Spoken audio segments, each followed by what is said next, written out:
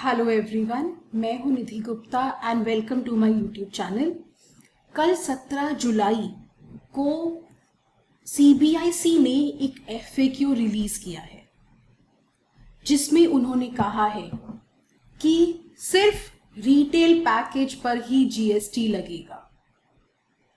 जो wholesale package है, मतलब 25 किलो से ऊपर की पैकिंग है, वो पैकिंग जो इंडस्ट्रियल और इंस्टीट्यूशनल कंज्यूमर्स के लिए है, उन पे जीएसटी नहीं लगेगा।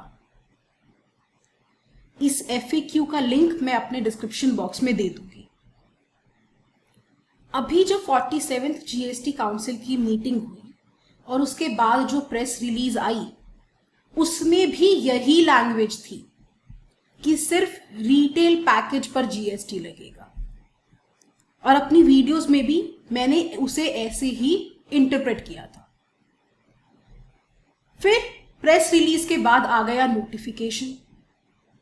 नोटिफिकेशन की लैंग्वेज इन्होंने ऐसी दे दी कि प्री पैकेज्ड कमोडिटी है और उस पर आपको डिक्लेरेशन देने की रिक्वायरमेंट है under legal metrology act and rules made there under, तो उस पे जीएसटी लगेगा। अब इस नोटिफिकेशन की लैंग्वेज की वजह से सभी प्री पैकेज्ड कमोडिटीज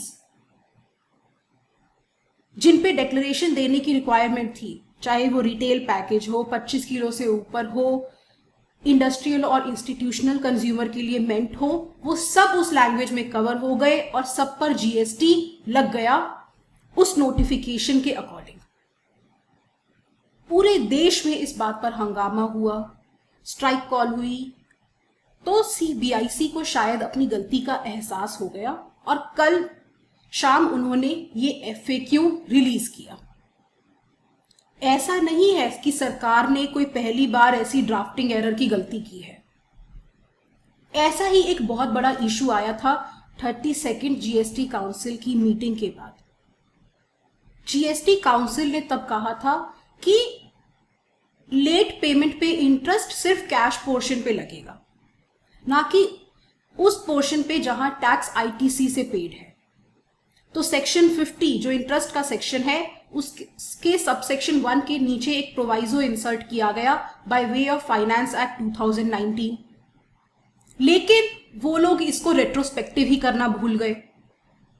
फिर पूरे देश में हंगामा हुआ तो उन्होंने एक प्रेस रिलीज जारी की थी और फाइनली उस प्रोवाइजो को इन्हें फाइनेंस एक्ट 2021 से सब्स्टिट्यूट करना पड़ा।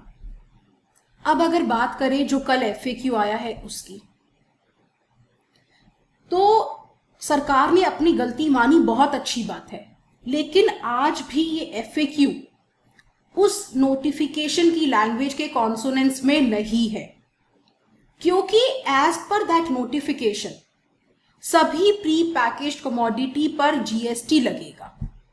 आज भी पोजीशन में कोई चेंज नहीं आया है। सीबीआईसी ने अपनी गलती मान ली है, जो बहुत अच्छी बात है।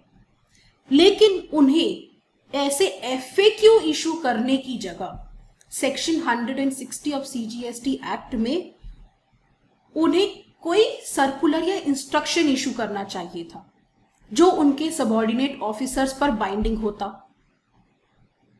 लेकिन ये सर्कुलर और इंस्ट्रक्शन जो सीबीआईसी इशू करता, वो सेंटर के ऑफिसर्स पर तो बाइंडिंग है, लेकिन स्टेट के ऑफिसर्स पर बाइंडिंग नहीं होते। तो सबसे बेस्ट केस सिनेरियो ये है कि वो इस नोटिफिकेशन की लैंग्वेज को ही सूटेबली अमेंड करे by way of an amending notification. हम उम्मीद करते हैं कि सरकार, जिसने अपनी गलती का एहसास कर लिया है, इस ड्राफ्टिंग एरर जो ये ब्लंडर हो गया था उसे रिकॉग्नाइज कर लिया है, वो जल्द ही इस नोटिफिकेशन को ही सूटेबली अमेंड कर देंगे। बस अब देखते हैं और इंतजार करते हैं वो कब होगा। That's it for this video. मैं आपसे मिलूंगी नेक्स्ट वीडियो में। Take care, have a good day, bye bye.